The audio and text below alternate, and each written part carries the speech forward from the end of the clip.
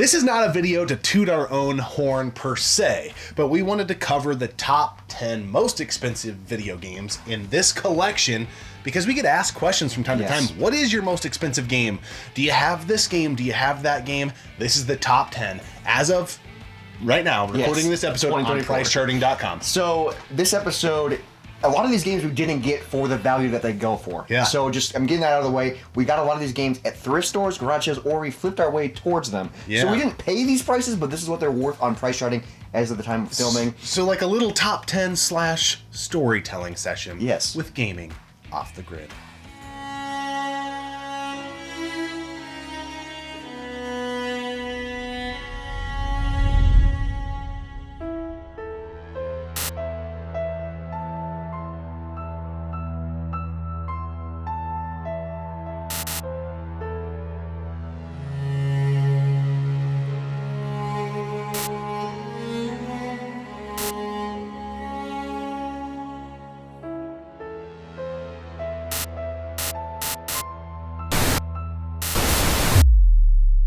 Before we start with number 10, you should definitely hit up the comment section below as you're watching the video and tell us what your most expensive game is in your collection. Yes. This isn't a wiener measuring contest, folks, but it's just fun to talk about. Yeah, and tell us the stories. Yeah, like, how'd you the get stories it? Did you are find what it? is So fun. a lot of these games have stories, and the first one has a fantastic story. So number 10 of our most expensive games in the game room is Einhander on the PS1. And if you've been following the channel for a while, you remember when we picked this up. Yes. We found this at a Salvation Army for I don't remember how much, but really freaking cheap. Yeah, we'll have to put some details on the screen because I don't recall, but I know it was an amazing pickup. There's another game higher on the list that was a part of this pickup, just sitting there in the CD section. I always check the CD sections. I've learned that through watching other YouTubers do game hunting and things like that, and it very seldom has ever worked out for me.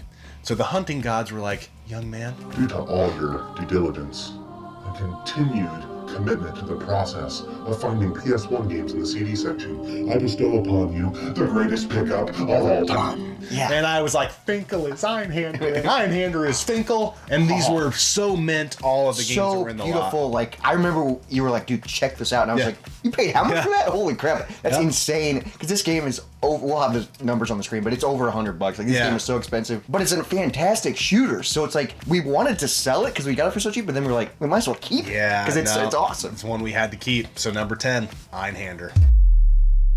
Rolling into number 9. We're not big on doing this, but it is a sealed game. Yes. And I had a feeling about this, and I remember I texted you and said, hey, you need to jump on Limited Run. I would grab at least one copy of this. Because the Wii U was on its way out.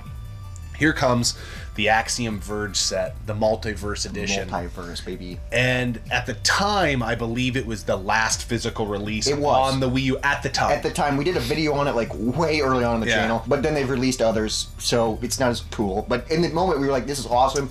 And I actually have a sealed copy. We have 2 sealed copies of this, actually. We don't like getting sealed games, but we already have an open copy on the Wii U, and we have it for the PS4, and we have the dual pack for the Switch. So we're not going to open it, you know? And sealed, it's worth a ton of money. I'm shocked because I thought it was going to be worth more. Well, it's kind of, the Wii U right now is kind of dipped, and we probably need to do a follow-up video on that. That's a whole other rabbit Wii U hole. market. The Wii U market has dipped because at one point this game sealed was pushing like $250. It's down to $159.78 right now on price charting. But still, not bad because I think we spent like 60 or 70 bucks for it sealed. So didn't pay for it what it's going for, and that's double your money. So that's pretty cool. So not a massive story here, but I will say, play Axiom Verge. One of my favorite games ever. And I do think this will hold some value because it is one of those Wii U games that I think is best on the Wii U. Yes, because of the tablet integration. Yeah, great game elsewhere also. I've played it on PS4, I've played it on the Wii U, I've played it on the Switch. That tablet integration on the Wii U puts it above those because your map's just right there. And all you can change weapons, and it's just such an awesome game. So sealed, that's our number 9. Moving on to number 8. Oh yeah, I was doing that because like an 8, you know, like it circles around your nips. Infinity nipples. Yeah, I get it. Castlevania Bloodlines, complete in box on the Sega Genesis. I bought this at our local game store. It wasn't a super great deal. I think there was a weekend they had like 10% off. I got this game. The sticker may even still be on it. If it is, we'll grab some B-roll. But memory tells me I spent about $110 on this game. Which still is kind of expensive, but this game, you know, was pushing $200, $185. I remember when you got this too. It was like one of those weekends, and I was just like, oh man, that's freaking badass, because it's an incredible Castlevania game. Yeah, it is. It's right up there with 4. I think 4 is a little bit better, but 4 is also a little bit easier. Yes. So I feel like maybe the little kid brain in me back in the day was like, I like 4 better because it's easier. It's definitely in the top 5. I would say, it's definitely. I think my favorite Castlevania has to be Symphony of the Night, just because I love it and it's beautiful. But Bloodlines, incredible, and it's so badass we have it CIB. And I'm the old codger that the first one's my favorite. Oh, I mean, but that's just how I'm gonna roll. It's a great one, especially when the Crypt Keeper's on the cover. Yeah. But anyway, Castlevania Bloodlines, not a super come up here, but I hope that tag is still in there. But I usually take them off. It might be. It's on some of them. My memory's pretty sharp though. I think it was $110. Now it's $185. Damn. Pretty awesome. Not bad. Number 7. Really awesome story on this one. And the good thing is we have video footage. So maybe you believed our Einhander stories and the other two were like, that's bullshit. I don't see any proof. Well, here's some proof for you. A little consignment shop in our area, Stuff, etc. I go in there almost every single day on my lunch break. That's what I do for lunch. I don't eat no food. I don't have no num-nums. I don't have no kitty treats. I just go and I go game hunting. Who's eating cat treats? I don't know. But anyway, on this specific day, same stop, 2 minty copies. I got Silent Hill 3 and Silent Hill 4 on the PS2, and they're fantastic. And I'm gonna go, I think they were $6.49 a piece. They were less than $10 for sure, which is incredible. But we have the footage, so you will see. Maybe it was $5.49. It was somewhere something like that. 4 is still worth a decent amount, but it's not enough to crack the top 10. But 3 is pushing $200. Yeah. And we got it for less than 10. So this is another one where it's like, yeah, we found it for super cheap and then we kept it. Mm-hmm. That's one thing about this video too, is like, keep your eyes peeled, because you can get expensive games not for expensive prices. I have pulled some rippers out of there. And you know what? Now that I think about it, we're definitely going to show the footage, because those might have been back when their games were $3.99 across the board. They might have been. I can't remember. It was a while ago. If it is, I might do a little punch and just say, woo! Because it was a really good deal. Regardless, highest I paid for them was $6.49, and 2 games coming out of there that are over $150 a piece. And these also, I can't stress enough, they are so crispy. I remember. So they look brand new. I let my buddy Brian borrow either 3 or 4, I can't remember, and he was like, dude, this case has never been opened. Yeah. Like, that's what he felt like it probably had, but it was just so stiff, and the discs are mint. I don't think it ever got played. I think someone got it for like Christmas and then sold it, or gave it away to stuff. And and like, God damn it, Grandma, why'd you buy me Silent Hill 3 and 4? I wanted NASCAR. I wonder what NASCAR's going for. No. The price will be right here. Yeah. Jumping into number 6 for the PlayStation 1, Silent Hill. Yeah, the OG. The first one. The original. So this pickup is really cool because we found this when we found Einhander. Yep. So we got both these games very minty, very clean. We talked about this in a pickup video a while ago. 2 summers ago, maybe? I don't remember.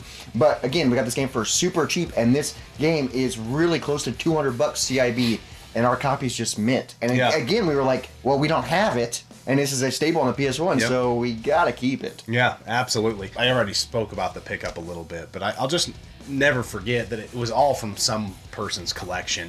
And even the games that weren't worth a ton were bangers, right? Yes. They had Driver 1, Driver 2. I do remember that. Yeah, they had like a giant stack of all PS1 games. I think there was a Tony Hawk in there, but it was all just games. There was like no filler really. It was all rippers. It was so like somebody, just good games. Somebody was like, I'm not a gamer anymore. Here you go. Yeah, I don't know what happened. I don't know if somebody freaking, croaked, decided to take a dirt nap, and somebody's like, we got to clear out there. I don't know, but it was all really clean stuff. And for really cheap. Yep.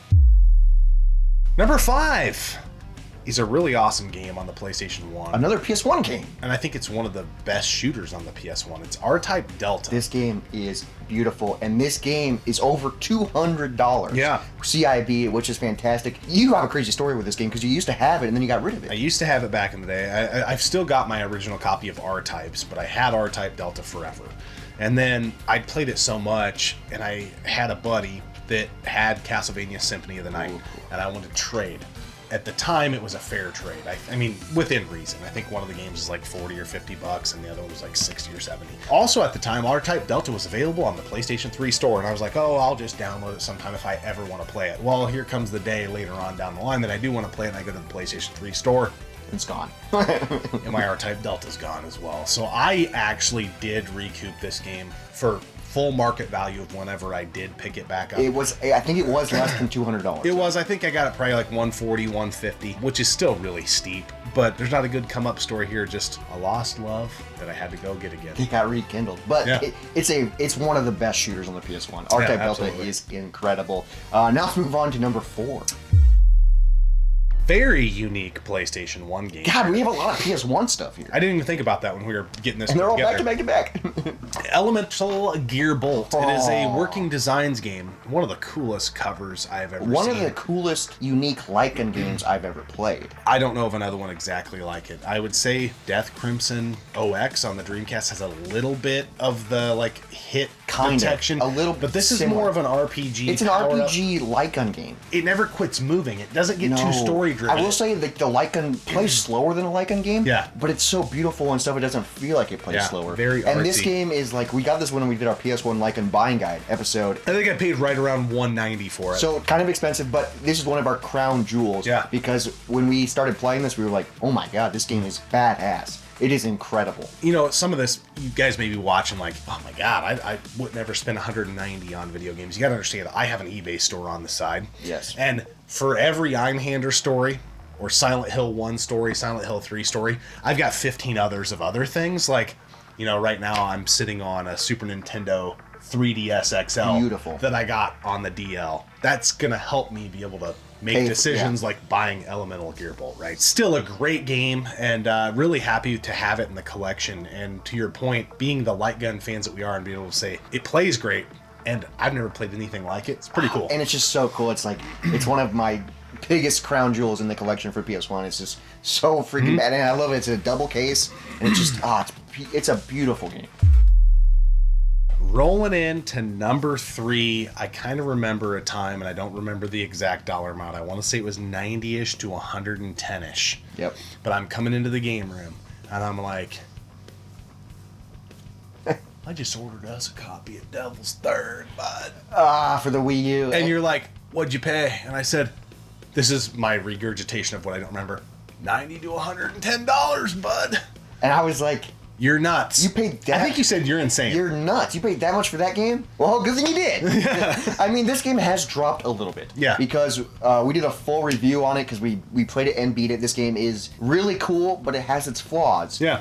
So we did get it way cheaper than what it's going for. It's going for about $250, which is insane. At one point, it was over $500. I think it's kind of plateaued, and if anything, it's going to keep going. It's going to go back up. Yeah. I don't know what the story with the Wii U is going to be. At one point, I thought it was going to slingshot. I mean, time will tell. It's still still kind of an open wound that hasn't healed yet. So I don't know what's going to happen, but I do think that the games that are exclusive on it, and I think this will remain forever exclusive on the Wii U. Never say never with these companies out there like Limited Run, Strictly Limited, etc. But it's such a weird, but also they do weird games too for Limited Run. I'm hard pressed to see somebody put this back out. I think it will remain a ripper, but as of right now, it's not even that old of a game, and it's number 3 on our list. Devil's Third, and I know it's buggy, but the game is fun. It's so fun. And while we were playing it, the Wii U shop was still open, and you could get this game for really cheap. So we were pushing that just so people could play it. Yeah, absolutely. Now you're kind of screwed, but it's really fun, and I'm glad to say that we beat it. So that's pretty badass. Now let's move on to number 2. The fun story behind number 2 is that this was a part of the biggest video game purchase we've ever had in our entire lives. Yes. We met a friend. I'm going to be hanging out with this friend again here in the next couple months, I believe. We're trying to get together to play some House of the Dead at a local arcade. But he was selling his whole entire video game collection and gave us a really good deal, but it was still like $4,000. Yeah, we spent a ton of money on it, but we got so many games and so many things. One of the things in one of the boxes was The Punisher on the Sega Genesis. Yep. And when you open it, you're like, wait a second. It's not only the game and the manual and everything, it also has the tattoo. Bingo. And we were like, oh, this is a crown jewel. So I don't know exactly what we paid for it specifically because we bought a whole lot. Yeah, yep. But we did get it way cheaper than what it goes for. Yeah. because we got a ton of other things, and then we sold things that we didn't want. Yeah, we did, and we came out definitely above what we paid, and he knew we would do that. So I have no fear of him watching this video. He was like, dude, I just want to get rid of this shit. He says, I just want to get rid of it. You guys could sell it and it easily come out breaking even. I don't want to put the time into it, so on and so forth. But the number we have on it is $337, but that's what price charting says complete in box is. Most people list this game complete in box without the tattoo. Yes. The tattoo can push this game into the $500, $400, like $500-$600, which is still a lot. And even if you consider that, it's still gonna be in our number 2 spot. Their number 1 is way more than that, which is wild, and that tells the story too. But Punisher, fantastic freaking game, and it's so, I still remember that day I accidentally opened it up and I think the tattoo started blowing away, and I was like, oh fuck. And that's so much money. I do always say about this game is not arcade perfect. The arcade game is one of my favorite beat 'em ups ever. Yeah, it's so good. But this game is Genesis perfect. Had this only been a Genesis release and compared to other beat 'em ups in the you compare it to the arcade. Yes, you do. But if you just compared it to the console it's on, it's a really damn good game. It's so fun, and co-op beat 'em up with guns. Yeah, that's freaking badass. It's hard. I will never sit here and say a game of that age is worth $300, $400, $500. Never gonna say that. But damn it, this game is definitely worth playing. Yes. Read your own mail. Figure it out. And now, our number 1 game that we basically got for free. We did a whole mini-series on this on the channel. You can check it out if you want to. But we flipped our way through garage sales and thrift stores to a copy of Power Blade 2. This is loose, but even loose, it's pushing $1,000. This was a couple years ago. We paid less than this for it, but we did get it essentially for free because we flipped our way to it. Which is, it's still a massive achievement. What an awesome story. Well, yeah, and I think we'd have to go back to the footage and everything, but I think we paid like $750 for it. So that's still, we got a pretty good deal on it. Something like that. But every time I touch it, I feel like I'm just nervous to touch it because it's worth so much. Yeah, but it's definitely one. It's on our goals this year to no death run it. Hopefully we can get around to that. I think this is the one where we tracked gas money. We paid ourselves like $10 an hour or something like that. We paid for our gas, we paid ourselves, and we bought things.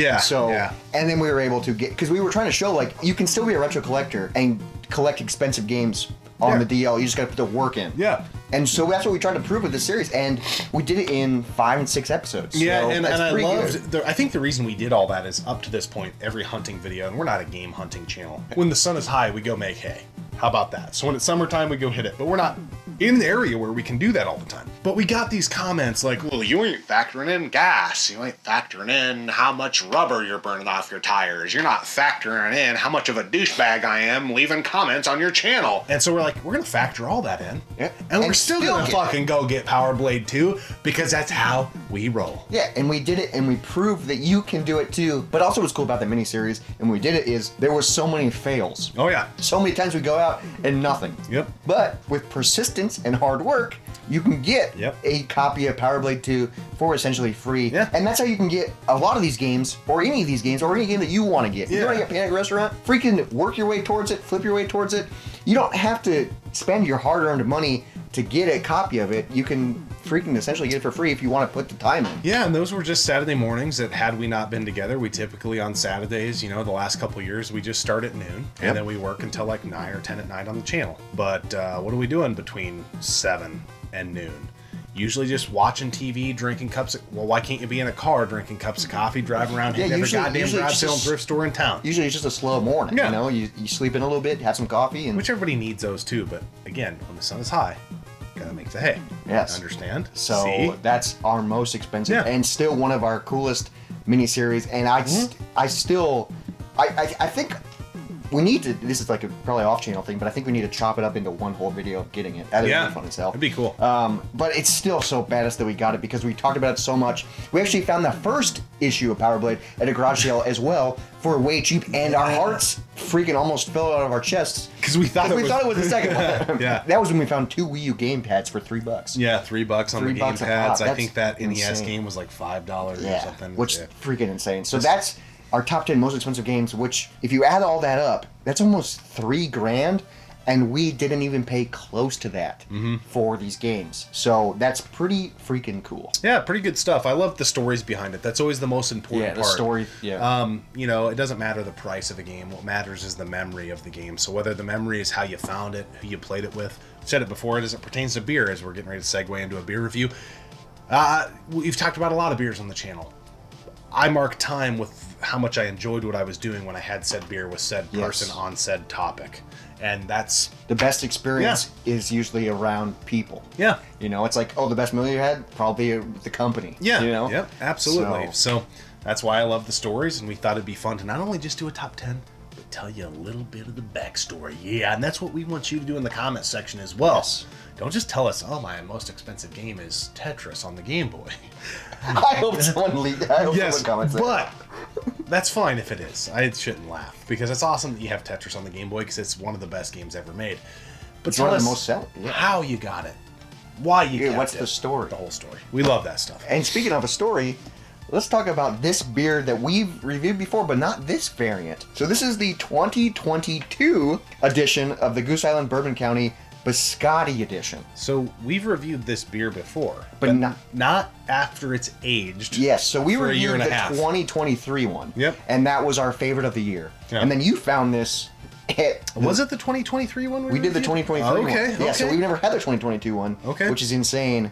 And you found this for pretty cheap. I did, yeah. I don't know what they were doing trying to get rid of it. I mean, usually this bottle goes for about $25. It was like $11.99. Yeah, that's insane. Yeah. What do you think about this Biscotti? Man, you know, I'm kind of getting my palate out of stout season and into deck type beers and that type of stuff. Yep. But wow.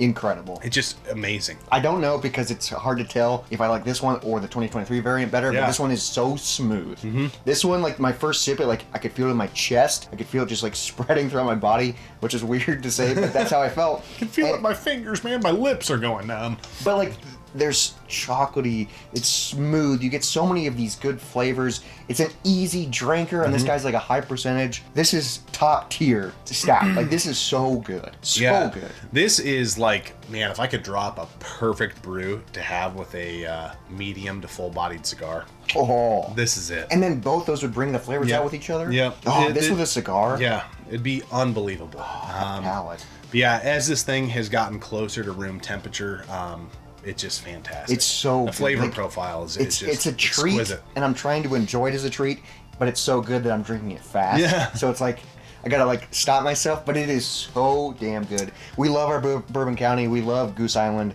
and this Biscotti, man. You get that cocoa. You get a little bit of that almond flavor coming through. This is so good. The Goose is loose. This guy comes in at 14.3%. Yeah. Saddle up, folks. Well, good thing we split it. Yeah, good thing. So only 7%. Yeah, yeah. There you go. I don't know if that's how it works, but I think maths. That's divided by 2. The maths. Yeah, you can't deny it. Yeah, I like it. But anyway, guys, we appreciate you tuning in, subscribing to the channel, and hopefully you enjoyed taking a peek into our video game collection. We'll catch you right here next time on the one and only Gaming Off the Grid. Yeah.